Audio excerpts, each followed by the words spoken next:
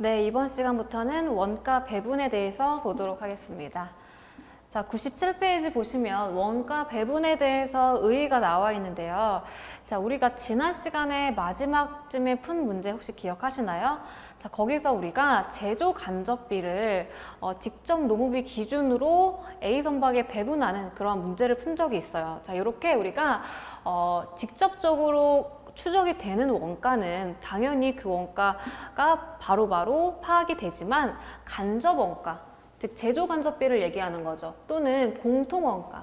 자, 어쨌든 우리 직접비가 아닌 간접 제조 비용 그런 것들을 집계해서 일정한 배분 기준에 따라서 원가 대상에 대응시키는 과정입니다. 그래서 그거를 우리는 원가를 배분한다 또는 배부, 똑같은 말입니다. 그렇게 우리가 정의를 해주시면 되겠고요. 자, 여기서 중요한 거는 일단 직접 원가는 아니다. 간접적인 제조 간접 원가를 일단 대상으로 하고요. 자, 일정한 기준에 의해서 원가를 배분을 한다라는 게 포인트가 되겠죠. 자, 우리가 그래서 그거를 원가 배분이라고 하고, 그 다음에 이런 것들을 왜 하느냐. 자, 어쨌든 우리는 원가를 정확하게 책정을 해야만 우리가 경제적으로 의사결정을 할 때 어떤 물건의 원가가 이 정도 되니까 여기에 얼마의 이윤을 붙여서 얼마 정도에 팔아야겠다라는 의사결정도 할 수가 있고, 동기부여나 성과평가 또는 외부 보고 재무제표 작성 아니면 가격 결정 이런 식으로 우리가 여러 가지 목적이 있기 때문에 원가를 정확하게 계산을 해야 된다라는 것이죠. 정확히 계산을 하려면 우리가 합리적으로 간접 원가에 대해서 배분이 되어야 되겠습니다. 자, 다음 보시면 우리 98페이지에 원가 배분의 절차가 나와 있죠. 자, 우리가 원가를 배분할 때 일정한 절차대로 배분을 한다라는 얘기예요. 자, 총 4단계로 구성이 되어 있고요. 자, 첫 번째부터 보시면 부문 공통 원가의 배분이라고 되어 있죠. 자, 일단 우리가 공통적으로 발생한 원가를 회사의 각 부분에 배분한다라는 얘기가 나오는데, 자, 일단은 우리 각 부문이라는 게 뭐냐라고 궁금하실 거예요. 자, 요거는 우리가 똑같은 물건을 만든다고 하더라도 그 물건이 바로 제조 공정으로 투입되는 것이 아니고, 자, 부문이 우리가 보조 부문이 있고 그 다음에 제조 부문이 있습니다. 즉 우리가 바로 제조 부분으로 우리가 투입되는 것이 아니고 그 전 단계 제조 부분에 대해서 보조적인 보조 부문이 있다라는 거죠. 그래서 예를 들면은 여러분들이 빵을 만드는 공장을 생각했을 때 그 빵에 대해서 뭐 밀가루나 버터 등을 배합하는, 즉 재료를 배합하는 과정이 있을 것이고, 자, 이러한 배합된 재료를 정말로 반죽을 해서 빵을 굽는 과정, 즉 본격적인 제조 부문이 있겠죠. 그래서 이런 식으로 여러분들이 보조 부문과 제조 부문을 일단 이해를 해주시면 되겠고요. 자, 부문 공통 원가래요. 자, 우리가 보조 부문과 제조 부문이 있는데 여기에 우리가 공통적으로 발생한 원가가 있다라는 거죠. 예를 들면 우리가 큰 공장 내에 보조 부문도 있고 제조 부문도 있을 텐데, 그러면 그 공장 전체에 대한 우리 임차료에 대한 거, 그런 것들은 이 두 가지 부문에 대해서 공통적으로 발생한 원가잖아요. 그래서 이런 원가 같은 경우에는 각 부분에 일단 일정한 기준으로 배분을 해야 되는 것이 첫 번째겠죠. 그래서 그 부분이 부문 공통 원가의 배분이라는 뜻이 되겠고요. 자, 그 다음에 두 번째, 보조 부문 원가의 배분이라는 얘기가 나오죠. 자, 보조 부문부터 먼저 가는 거예요. 자, 보조 부문에 집계되거나 보조 부문이 배부받은 공통 원가, 우리가 위에서 공통 원가 배분 받았겠죠? 그거를 우리가 제조 부문에 또다시 배부를 하는 거예요. 그래서 우리가 처음에는 이 두 부문 공통적으로 발생한 공통 원가를 각 부문에 먼저 배분을 하고, 그리고 보조 부문에 대한 이 자체에 대한 제조 원가, 그리고 거기에 플러스로 우리가 첫 번째 단계에서 공통원가 배분받은 거, 그 두 가지를 더해서 그거를 다시 제조 부문에 다시 배분을 한다라는 거예요. 그래서 그게 두 번째 단계인 보조 부문 원가의 배분이 되는 거죠. 자, 그 다음에 세 번째, 제조 간접비의 배분이라고 되어 있죠. 자, 제조 부문에 이제 드디어 제조 부분이에요. 우리가 앞에서 두 단계에서 제조 부문에 여러 가지 원가가 배분이 되어 있겠죠. 그리고 제조 부문에 집계된 원가를 각 제품별로 배분을 하는 거죠. 그래서 정말 이제 제조 부문의 모든 원가가 다 모였다면 그거를 제품별로 배분을 해서 자, 그 다음 마지막 단계로 가는 거죠. 자, 제품 원가를 계산하게 되는 겁니다. 자, 제품별로 집계된 제조 원가를 기초로 매출 원가와 재고 자산가액을 산출하게 되겠죠. 자, 우리가 요 앞에서 세 단계를 걸쳐서 우리가 공통 원가, 즉 우리가 제조 간접비에 대해서 배분을 했단 말이죠. 그래서 그렇게 배분을 한 거에 대해서 이제 정말로 매출 원가랑 기말 재고 자산가액을 알 수가 있는 거죠. 자, 우리가 제품 원가라는 게 우리가 자, 재료비, 그 다음에 노무비, 그 다음에 제조 간접비로 이렇게 구성이 되어 있잖아요. 그래서 이 두 가지야 우리가 배분을 할 필요가 없다. 직접적으로 추정이 되니까. 그래서 우리는 지금 요거에 대한 얘기를 하고 있다라는 거죠. 그래서 요거를 배분할 때 이러한 절차대로 배분을 한다라는 것을 여러분들이 이해를 해주시면 되겠습니다.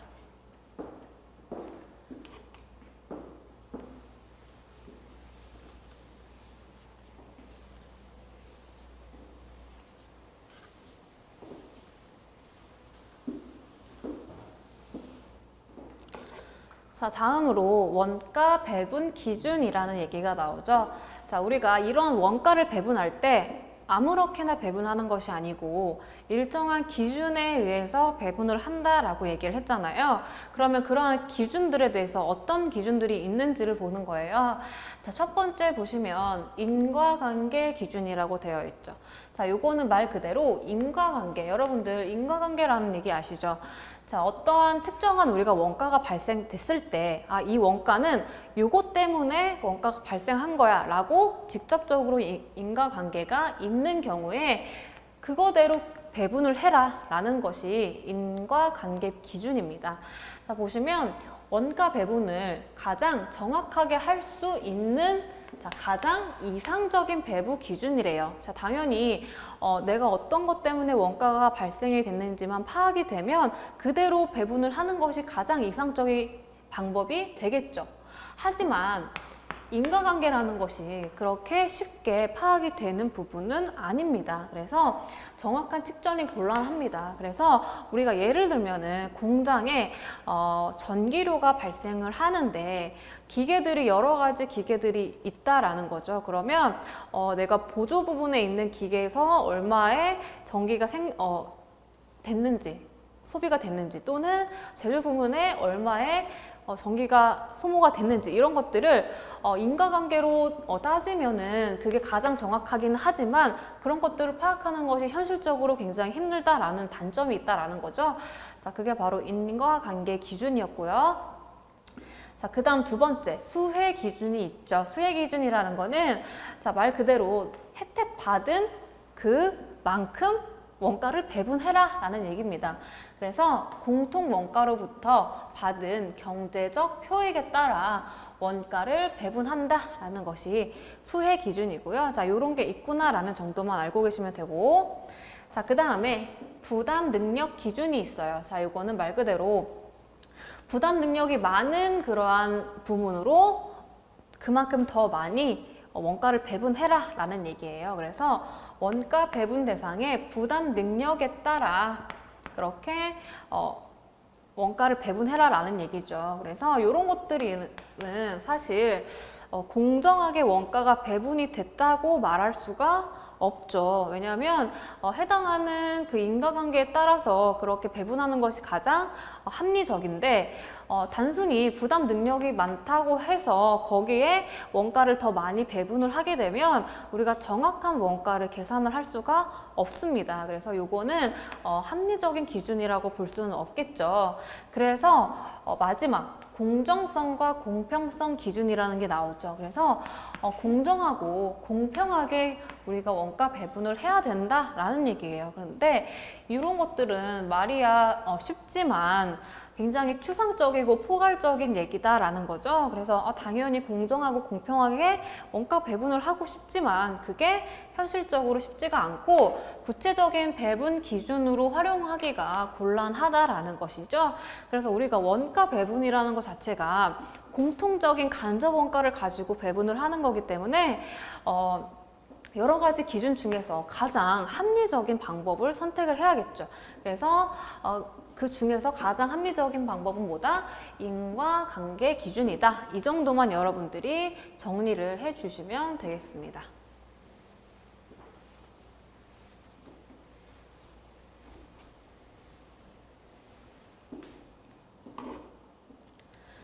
자, 100페이지 보시면 원가 배부라고 나와 있고요. 자, 이 그림이 하나 보이실 거예요. 자, 요게 바로 보조 부문에서 제조 부문으로 먼저 공통원가를 우리가 배분했었죠.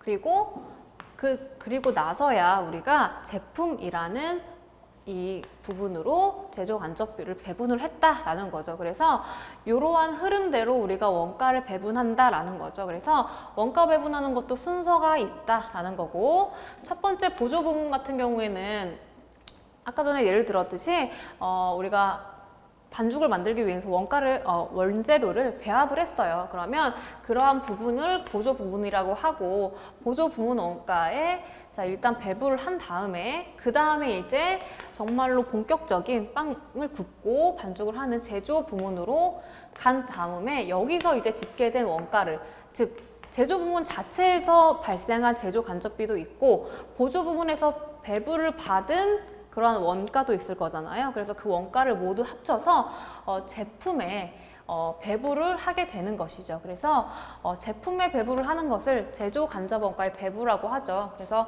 이쪽 제조 부문에서 발생한 간접 원가를 배분한다라는 뜻이라고 보시면 되겠습니다. 그래서 이 흐름은 여러분들이 이해가 되셨을 거고요. 자, 밑에 보시면 이게 책에 하단부에 나와 있는 내용이고요. 자, 이게 뭘 나타낸 거냐면 원가 계산에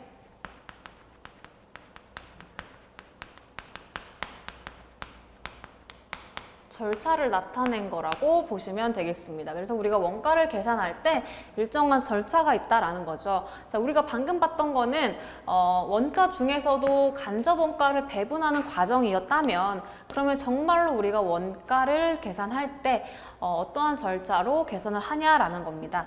자, 첫 번째가 요소별 원가 계산이고요. 자, 그 다음에 두 번째 부문별 원가 계산이고요. 그 다음 마지막 제품별 원가 계산. 요 세 가지 단계로 원가 계산이 된다라는 절차고요. 자, 첫 번째로 요소별 원가 계산이라는 건 뭐냐? 자, 우리가 원가 요소 있죠. 원가 요소 우리 세 가지를 배웠습니다. 자, 재료비, 노무비, 그 다음에 제조 경비. 제조 경비라는 거는 제조 간접비라고 이해하시면 됩니다.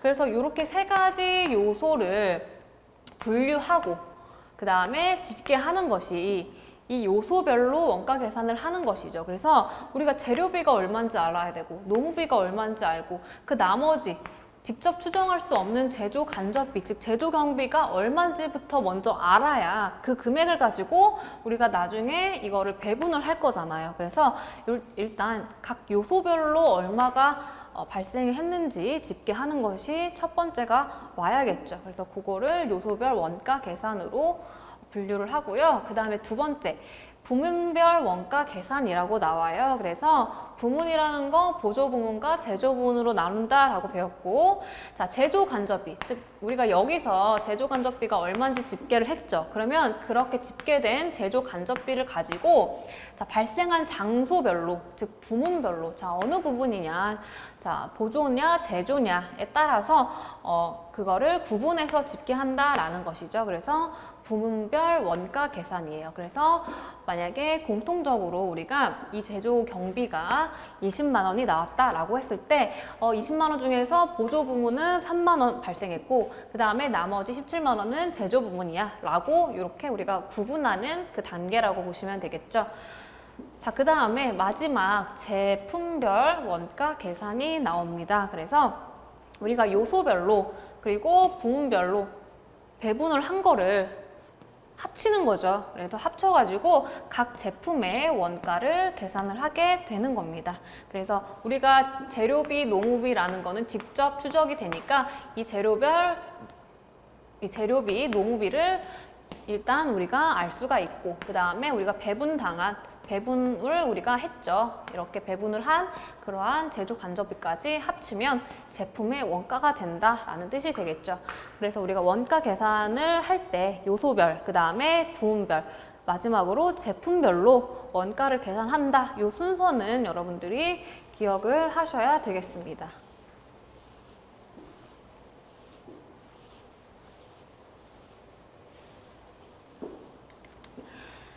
자, 그 다음에 우리 보조 부문의 배분에 대해서 조금 자세히 볼게요. 우리가 방금 봤던 여기서 이제 보조 부문에 대해서 얘기를 하는 거죠. 그래서 보조 부문에서 제조 부문으로 우리가 원가를 배분할 때 어떻게 배분을 하느냐라는 방법이라고 보시면 되겠습니다. 자, 세 가지 방법이 나왔고요. 자, 첫 번째, 직접 배분법이라고 나오죠. 자, 보시면 각 보조 부문에서 발생한 원가를 제조 부문에 직접 배분한다라는 거예요. 말 그대로 직접 배분한다라는 것이고요. 자, 보조 부문 상호 간의 용역 수수 관계를 완전히 무시한다. 자, 이게 무슨 뜻이냐면 우리가 보조 부문 중에서도 또 나누어질 거예요. 예를 들어서 보조 부문 중에서 재료를 배합하는 보조 부문이 있을 거고 그 다음에 반죽을 하는 보조 부문이 있다라고 했을 때 이런 식으로 보조 부문도 각각 보조 부문을 일단 나눌 수가 있는 것이고요. 자, 그러면 여기서 업무를 할 때도 예를 들어 전기료 같은 게 발생이 될 거고 그 다음에 이쪽 부문에서 일하는 과정에서도 전기료가 발생이 되겠죠. 그러면 그렇게 전기료가 발생된 거에 대해서 이 각 보조 부문에 대해서 어떻게 상호 간에 용역 수수 관계가 있는지를 파악을 할 수 있느냐라는 거예요. 그래서 예를 들면은 우리가 재료 배합을 하는 요 지금 부문에서 반죽 부문에 우리가 예를 들어서 뭐 전기를 이용해서 트레일러로 보냈다라고 했을 때 이러한 우리 이 보조 부문 사이에서 이렇게 관계가 있을 거라는 거죠. 그래서 보조 부문 상호 간에 용역 수수 관계가 있을 텐데 그거를 완전히 무시하고 얘네 둘 사이는 그냥 무시하고 요거를 그냥 우리 제조 부문에 직접적으로 배분한다라는 것이죠. 그래서 직접 배분법이 이러한 방법이 되겠고요. 자, 당연히 계산이 간편하겠죠. 이렇게 상호 간의 용역 수수 관계는 무시하기 때문에 계산이 간편하고 자, 단점은 보조 부문 상호 간의 용역 수수 관계를 고려하지 않기 때문에 정확하지 못하다라는 것이 당연히 단점이 되겠죠. 그래서 자, 요게 직접 배분법이었고요. 자, 그 다음에 두 번째 단계 배분법이 있죠. 자, 단계라는 말 자체가 단계적으로 뭔가를 한다라는 얘기가 되겠죠. 자, 보조 부분 간의 원가 배분의 우선순위를 정하여서 순위가 높은 보조부문 원가로부터 하위의 보조부문 및 제조 부문에 단계적으로 배분한다. 자, 이게 뭔 얘기냐면, 자, 이 두 가지 부문에 서로 용역 수수 관계가 있었어요. 그런데 이거를 서로 양방향으로 이거를 고려하지 않고 한 가지 방향, 즉 우리가 우선 순위를 정해서 순위가 높은 보조 부문, 예를 들어서 재료 배합하는 이 부문이 순위가 높다라고 했을 때 여기서 이제 반죽으로 용역 수수를 주는 그 부분만 고려를 한다라는 거예요. 즉 양방향으로 고려를 하는 것이 아니고 한 방향으로만 고려를 한다라는 거죠. 그래서 이러한 경우에는 상호 배분법은 이제 이따가 볼 거고, 자, 상호 배분법보다는 간편하겠지만 부문 간의 용역 수수를 그래도 한 방향이라도 인식을 한다라는 거죠. 그래서 부문 간의 용역 수수를 일방적인, 즉 한 방향이죠. 한 방향만이라도 용역 수수를 인식한다라는 것이 장점이 되겠고요. 자, 그 다음에 단점은 우선순위를 설정이 잘못됐다라고 하는 경우에 자, 직접 배분하는 것보다 더 왜곡될 수가 있다라는 거죠. 그래서 자, 이러한 것들도 우선순위를 잘 결정을 해야지, 안 그러면 직접 배분하는 것보다 더 왜곡된 원가 계산이 될 수가 있다라는 것이 단계 배분법이었다라는 것이죠. 자, 그러면 마지막 상호 배분법까지 보게 되면, 자, 일단 우리가 위에서 단계 배분법은 한 방향만 우리가 고려를 한다고 했다면 상호 배분법은 양 방향으로 다 고려를 한다라는 거예요. 그래서 보조 부문 간의 상호 관련성을 모두 고려한다. 즉 양 방향으로 모두 고려한다라는 것이고, 보조 부문 간의 용역 수수 관계를 완벽하게 고려해서 정확한 계산을 할 수가 있다라는 것이죠. 그래서 요거는 당연히 단점이 뭐겠어요? 계산이 굉장히 복잡합니다. 그래서 여러분들 교재 101페이지 보시면 이거를 계산하는 그런 예제가 있어요. 그런데 우리 시험에서는 요거를 어떻게 배분되는지 계산까지 해보라는 문제는 출제가 되지 않고 있고요. 그냥 이러한 방법들이 있다. 그리고 장단점은 어떤 것이다. 라는 정도만 여러분들이 이론적인 부분만 이해를 해주시면 되겠습니다.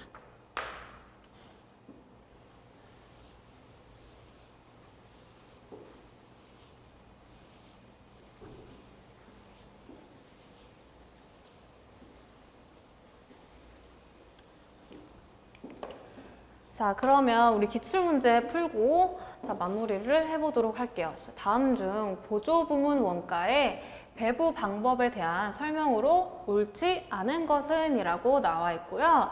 자, 일단 우리 보조 부문 원가에 대한 배분 방법 배웠죠. 자, 첫 번째, 상호 배부법은 보조 부문 간의 용역 제공을 모두 고려하는 가장 정확한 방법. 그 대신에 계산 과정이 복잡하다. 자, 상호 배분법에 대한 설명 맞고요.